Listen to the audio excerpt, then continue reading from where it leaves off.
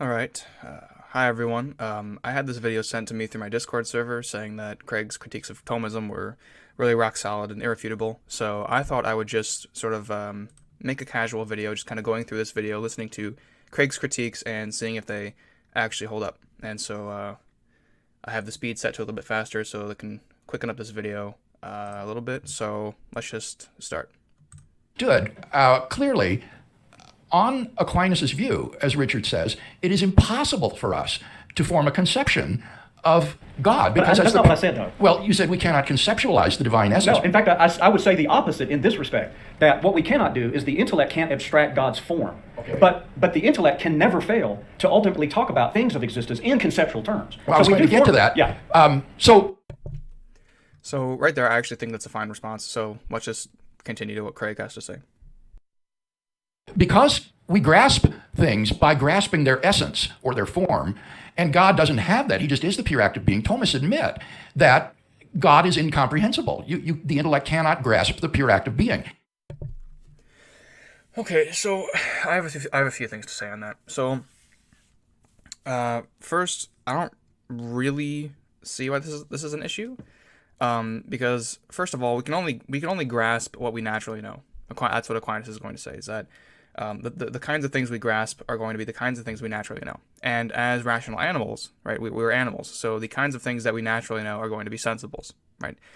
And so those things are going to be the only kinds of things that we grasp. Now, things which are beyond our natures, right, we are beyond our human natures, like angels and God, those things are kind of natures beyond our own. And so a thing can't go beyond itself.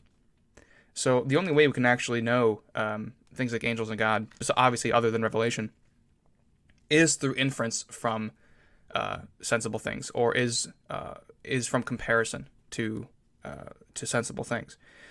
So that's also why I think things like angels and God are said to be sort of improper objects of the intellect, because they are something that is beyond us.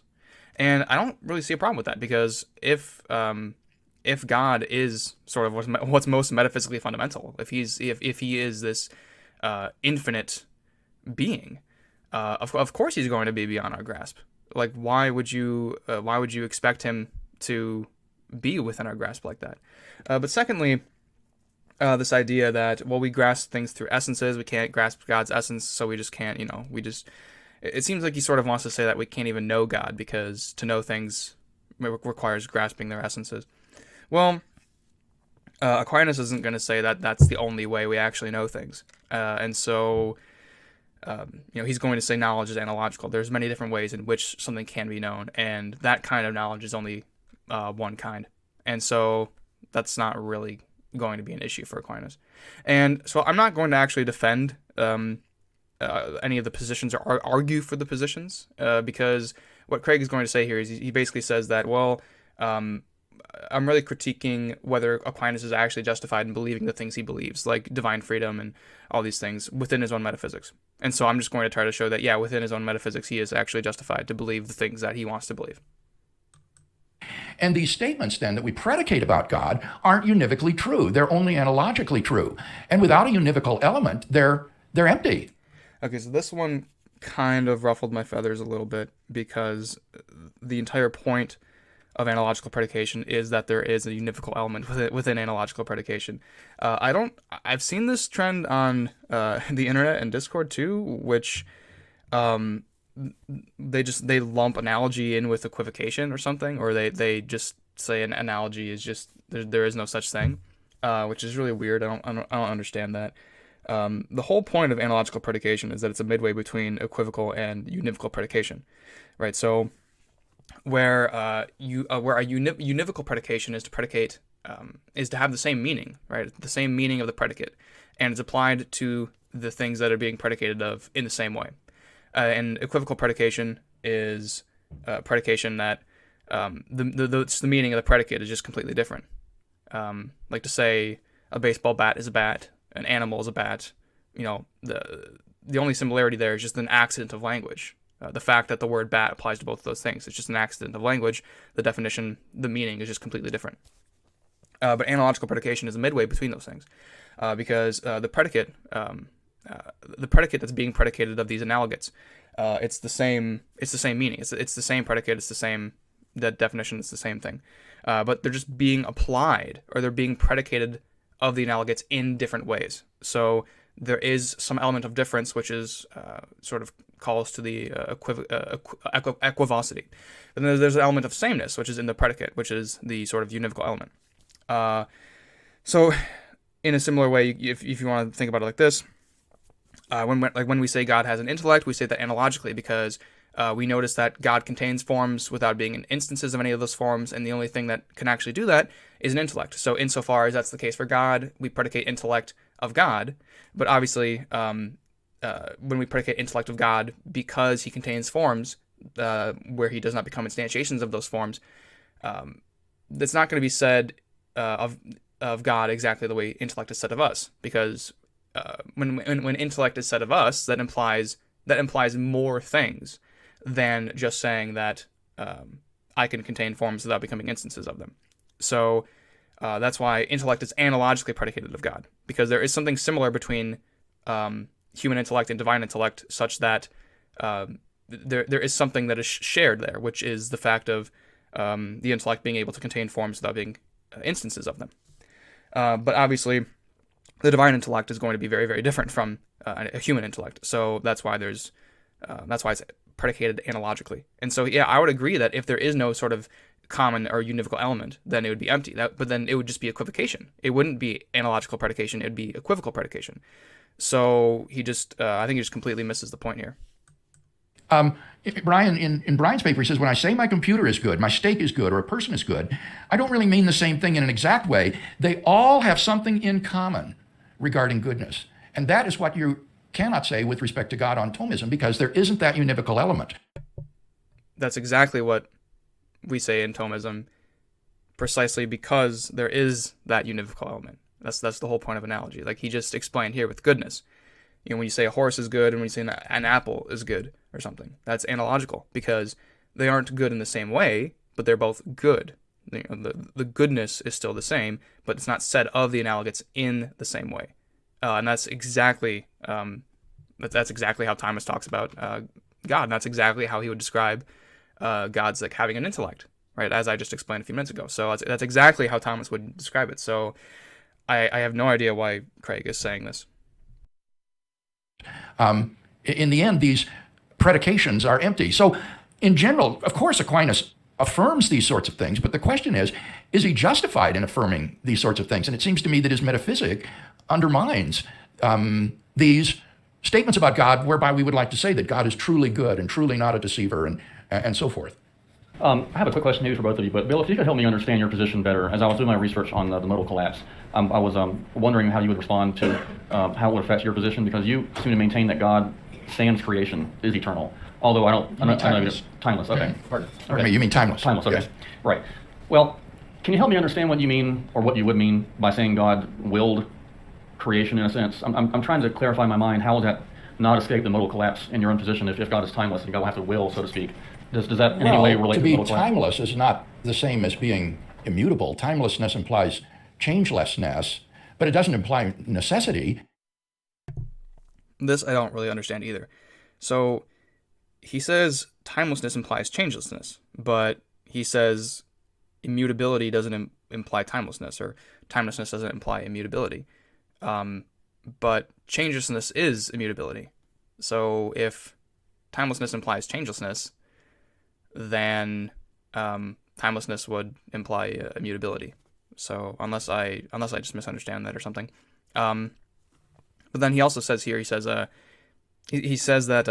he doesn't really see what the connection between metaphysical necessity and timelessness is. But for Aquinas, God is going to be metaphysically necessary because his essence is his existence. Right? There is no real distinction between essence and existence, because if there was a real distinction between essence and existence, essence and existence would need to be composed in some way, because existence is to essence as act is to potency. And if they're really distinct, then they don't really need to be composed. So if they are composed, there has to be some sort of cause or explanation for why they are composed. And that can't be internal, because that would just be viciously circular. So For Aquinas, he's going to say, of course, yeah, well, something's metaphysically necessary is because its essence is its existence. But if its essence is its existence, then that's just going to be pure actuality. But pure actuality has no passive potency. That's why it's pure actuality. And so pure actuality can't change. And if Craig is correct in saying that timelessness implies changelessness, well then, if something's metaphysically necessary, and that means it doesn't have passive potency, and passive potency is a necessary condition for change, then God's being metaphysically necessary is just going to entail God's being timeless, because God can't change. And then that works both ways with timelessness too, because so metaphysical necessity implies timelessness, but timelessness also implies metaphysical necessity, because for a thing to be timeless, right, it would mean for the thing to be changeless, because timelessness implies changelessness. So a thing is timeless because it's changelessness. But like I said, passive potency is a necessary condition for change. So if a thing is changeless, then it has no passive potency. But if it has no passive potency, it's either nothing, right? We're just talking about nothing, or we're talking about something that is purely actual. And something purely actual is going to be a thing that has its essence and its existence be really the same. And so you're just going to get metaphysical necessity out of that. So yeah, for Aquinas, metaphysical necessity and timelessness are both mutually entailing. You can't have one without the other. There could be worlds in which God exists timelessly without any creation. And in this world, he exists with a creation. I don't see any connection at all between being timeless and something's being metaphysically necessary. Well, the only reason that he cites this idea of God's being timeless, and then God being timeless alone, and then God being timeless with creation, he cites that as like an aspect of contingency, but that would only be so he's trying to show that something can be timeless and there's some contingency with the timelessness, but that only works if you actually like reject the whole Aristotelian Thomistic kind of view, which is that God can be absolutely necessary with no contingency in God whatsoever, and there can be cross-world variance. So yeah, if you deny the Thomistic view, you're going to deny that. So Very. Okay, I guess what I'm trying to get at is if God is timeless, then there's no before and after with his will, right? So then God timelessly wills that there be a creation. Right. I'm trying to understand how you see the difference between timelessly wills on your model and eternally wills on our model. What would be the difference? My objection to God's will on your model isn't that it's eternally willed. Mm-hmm. It's that it's necessarily willed. Because he's and I think that that's something you didn't deal with adequately. What you argued using suppositional necessity is that we can have the necessity of if God wills X, then X will happen. And that's necessarily true, that whole conditional. If God wills X, X will happen. But the point I think that we're trying to make is that on Thomism, it's not mere suppositional necessity. The antecedent is necessary. That God wills necessarily whatever he wills because his will is the same as his essence. Okay, so there's a few problems here. So God's willing God's primary and proper object is himself. And so, yes, he absolutely, he wills himself. He wills the divine essence, and that willing is absolutely necessary. But the willing of his divine essence is not exactly the same as his willing of things other than himself. The willing of things other than himself is suppositional. So he's saying that it's not suppositional. Well, it is suppositional. And so here I'll try to explain here with what Aquinas says here. So he says, for the divine will has a necessary relation to the divine goodness, since that is its proper object. Hence, God wills his own goodness necessarily. So God's willing of himself, that is a willing of absolute necessity. And it's precisely because he says, even as we will our own happiness necessarily, and as any other faculty has necessary relation to its proper object and principal object, like sight to color. But when we talk about God willing things other than himself, like creation, he says God wills things apart from himself insofar as they are ordered to his goodness as their end. So God's willing other things is just going to be that's just going to be a way in which God wills himself. What's absolutely necessary is that God wills himself. But what's not absolutely necessary is the way in which God wills himself. Those things are suppositionally necessary. Those things are suppositionally necessary. All right, so the way in which God wills himself, that's basically what creation is. The willing of creation is God's way, is one of God's ways of willing himself.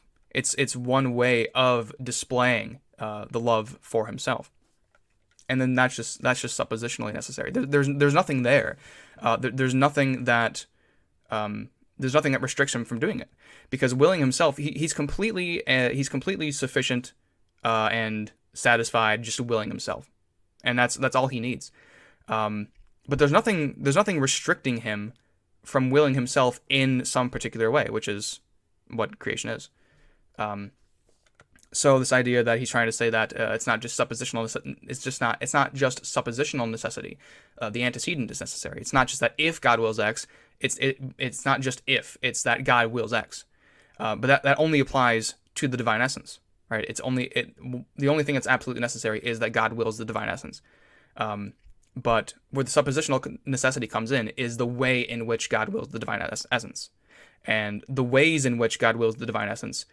Those things are contingent, and that doesn't place contingency in God, precisely because God's willing of something apart from himself is going to be extrinsic, and so the contingency is going to be extrinsic, because he explains that right here with objection 6. He says, further, whatever God knows, he knows necessarily, but as the divine knowledge is his essence, so is the divine will. Therefore, whatever God wills, he wills necessarily. But then Aquinas, he responds by saying, well, look, as the divine essence is necessary of itself, so is the divine will and the divine knowledge, because the divine will and the divine knowledge are the divine essence. But the divine knowledge has a necessary relation to the thing known, not the divine will to the thing willed. The reason is that knowledge is of things as they exist in the knower, but the will is directed to things as they exist in themselves. Since then, all other things have necessary existence inasmuch as they exist in God, which is going to be on the part of knowledge, but no absolute necessity so as to be necessary in themselves, insofar as they exist in themselves. So this is basically just this is just a explanation of sort of an extrinsic model of willing, and you basically have to accept the extrinsic model of willing if you accept final cause, right? Because final cause, a final cause is an extrinsic principle, right? And the willing of something is necessarily related to the final cause. So the willing of a thing is going to involve some sort of extrinsic principle there. So there is really there is no issue. There's nothing that stops God from willing his divine essence in some particular way, and that's going to involve contingency. But God's willing something other than himself is going to involve something extrinsic, and so the contingency is just going to be extrinsic. So there's nothing there is no modal collapse. There's nothing wrong. Also, if we just say God's willing or God's causal acts, if we say God causes indeterministically, then that can save us too. So that's totally fine. And therefore, there is no possibility of willing otherwise. And that implies logical fatalism, as I said, and it denies that creation is a contingent act of God, denies that creatures exist contingently. Everything becomes logically necessary. This idea of suppositional necessity just isn't going to avoid modal collapse. A small point. He argues that it would be logically necessary. And he argues for logical fatalism. I don't really see how that follows. It seems like the kind of fatalism he's arguing for is theological fatalism, which is usually considered as something distinct from logical fatalism. So, I don't know exactly enough about fatalism to say for sure, but I'm a little confused in his argumentation here. Okay, this is a different subject now. Do you not think God is necessary in his being as a timeless being? We do. I mean, both Steve and I want to affirm God's metaphysical necessity, but that doesn't mean that God in different possible worlds can't will differently, know differently, love different creatures, whereas on Aquinas' view, since God is simple, he's absolutely similar in every possible world. He always wills the same, loves the same, knows the same. And so it's hard to see how there can be different possible worlds. And don't get hung up. It's just like I said, yeah, yes.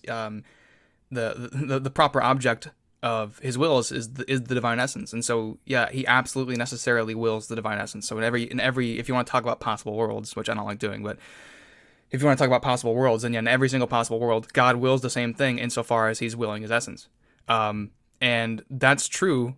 That's also true for all of the worlds in which he wills different created things. Because in every single world in which he wills different created things, he's also willing the divine essence. Because willing created things to exist is just a way of willing the divine essence. So, like I said, there is no issue here with saying that, God wills himself, and that's absolutely necessary. But then what's also suppositionally necessary is the way in which he wills. And so since the way in which he wills can be suppositional, that allows for sort of cross-world variance. And the contingency is going to be extrinsic to God, so there's no real issue. Up on possible worlds here. For me, that's just a heuristic device. I'm an anti-realist about possible worlds. Right. But it's simply to say that on simplicity, it's impossible for God to will any differently than what he does will, because his will is his essence. Okay, so the way you would escape that collapse in your model is that his will is distinct from his necessary being? Yes. Okay. That God exists necessarily, but he doesn't will what he wills necessarily. And especially, it's evident that he doesn't know what he knows necessarily, because he could have created different creatures in which he would have different knowledge. Like, had he created nobody at all, he would say, I am alone. I have not, he would have the knowledge, I exist alone, there are no creatures. But it seems to me that on Thomism, because his knowledge is his essence, he can't know any differently than what he knows. You have to say that the same simple state of God could count as radically different knowledge and will in these various scenarios. And as I said, I think then that strange Thomistic doctrine makes it inexplicable as to why creatures exist and differ as they do. So that example he gave, where his knowledge can be different if he creates or if he doesn't create, that's not really a good example for Craig to give, because the difference there, the difference in knowledge is on the side of the thing known. What's different is that there is creation and there isn't creation, but that difference is extrinsic to God. And so the difference in God's knowledge, of God knowing that I exist, and then knowing that I don't exist, in reality, what changes is my non-existence or my existence. So the real part of that relation is on the creature, and so the difference in God's knowledge is just going to constitute what that will constitute is just a logical difference, right? It's a logical difference, not any real intrinsic difference. In the same way that when a proposition goes from being false to true or true to false, that's because of something extrinsic to the proposition, right? That's something in the world that changes, which causes the sort of difference in the proposition. But the proposition, the difference between the propositions being true and false, it's not like a real intrinsic actuality in the proposition or something. It's just a conceptual or logical difference in the proposition. So it's the same here with God's knowledge. I think you guys should just bite the bullet and be fatalists. It seems like Aquinas is denying, though, that God wills anything of necessity, that he wills because he freely chooses to. There's nothing in his nature that requires him to will. And I just don't see anything. He's a necessary being, and his will is identical to his essence. But why does that mean that he wills of necessity, as opposed to choosing from all eternity, choosing quotes, from all eternity, or willing from all eternity what he wills, and that making it necessary because he wills it, not willing because he's necessary? Well, to think of it in the simplest terms, what God wills would be an essential property of God. Now, I know you don't think that God has properties, but use that façon de parler. Even if we wanted to talk about essential properties, I don't even see how that makes sense, to say that what something wills is an essential property of the thing. Especially if you take you incorporate the Aristotelian notion of a final cause. What you will is a good, and the good is the good displays the aspect of the final cause, and the final cause is an extrinsic principle. And so what I will is going to be what I will is something extrinsic. But how is something extrinsic an essential property of me? Like, how is what I will an essential property of me? What I will is something other than. I don't really get that. That it belongs to the very essence of God to will what he in fact is willing, and couldn't have been otherwise. That leads then immediately to this kind of modal collapse. Let me say, again, like I said, like it doesn't, because if you allow the possibility that God wills himself in different ways, this is just presupposing that God can only will himself in one way, right? Which is a lot of these objections have to do with saying, oh no, there's only one way of doing this. There's only one way of knowing. There's only one way of this. There's only one way of that. It's a lot of sort of imposition of univocity when there doesn't need to be any. If you allow for this kind of pluralism, if you allow one to say that, yeah, well, you can will something, you can desire something, but you can do that in different ways. There are different ways in which you can desire something. There are different ways in which you can order that desire. Then yeah, you can say, like I've said, you can say, yeah, God, it's absolutely necessary that God wills himself, and so he does this in all possible worlds, or however you want to say it. But then the way in which he wills himself differs between possible worlds, and those ways just are different created things. In kind of as a concluding word, one of the things that I think is inadequate about the Thomistic response to many of these objections is that one will simply say, well, Thomas anticipated that objection, and here's what he said, and that's the end of the story. Whereas it seems to me in many cases what Thomas said was inconsistent with his own view, like the fact that he certainly does affirm that God could have willed and known differently, or that. That's fair enough about the common Thomistic response. I mean, that is true. A lot of Thomists, academic and internet, will just be like, okay, well, this is what Aquinas said, and so that's it. So I mean, fair enough. But then what he says is that, well, that's not enough, because it seems that Aquinas' responses aren't really, they're sort of inconsistent with his broader view. But then that part of what he's saying, I would just deny. And I think the reason that Craig would view Aquinas' responses to these issues as inconsistent, I think that's an extrinsic imposition from Craig. But like I've said, because I think a lot of Craig's objections implicitly assume rejections of positions within Thomas's thought. Like they implicitly reject a lot of Aristotelian principles, which are ones that Aquinas would accept. And so it's not that it's inconsistent internally, right? It's not an internal inconsistency. It's just that he thinks that things are a different way than Aquinas, and so since he's reading that into Aquinas, that's what it seems like to me.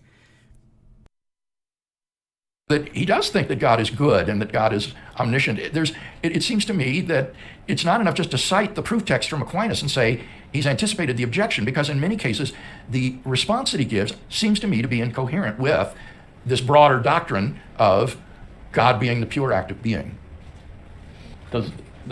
Assuming we are fatalists, would that disprove simplicity? If we bite the bullet and become fatalists, would that be that would remove the modal objection, or the modal collapse objection? But Brian, you don't want to go there. I mean, that's so radically crazy. I'm not trying to go there. I just want to understand. Even given that's the case, doesn't sound like it's an objection to simplicity per se. Well, I think it is, because logical fatalism, I mean, it's so absurd and so un-Christian and unbiblical. Yeah, I don't hold to it, obviously. No, of course not. Yeah. But I mean, the unchristian and unbiblical point here is kind of weird, because the first point in this video was him talking about how the Thomist says you can't grasp God, and that God is in some sense incomprehensible. But I think to say otherwise would be unbiblical, unchristian, because that is very deep within the Christian tradition, that God, since God is he's infinite. We have to hold that God is infinite, and obviously we are finite, and so you can say the classic thing of, well, what's the distance between something finite and something infinite? Well, it's an infinite distance, right? So obviously something infinite is going to be is not going to be fully comprehensible by something finite like that. To me, that's just obvious, and that is something that has been held by the Christian tradition for like a long time. So it's strange to me that he points out this sort of unbiblical, unchristian view when he's sort of skeptical of the incomprehensibility doctrine. Sometimes a person can say to an objection, well, I'll just bite the bullet and accept that consequence. But I mean, in this case, it's so insane that one just couldn't do that, I think, and come away. No, I agree with you, but it unscathed. seems like you have to move simplicity beyond simplicity to make that point. That it doesn't disprove simplicity as such, so we can show its incoherence in other areas maybe. It shows that But it's just simplicity leads to simplicity. untoward You consequences. have to pull other areas? Yeah, Okay. yeah, It's sort of like a reduction ad absurdum. yeah, that's it. I take you to be.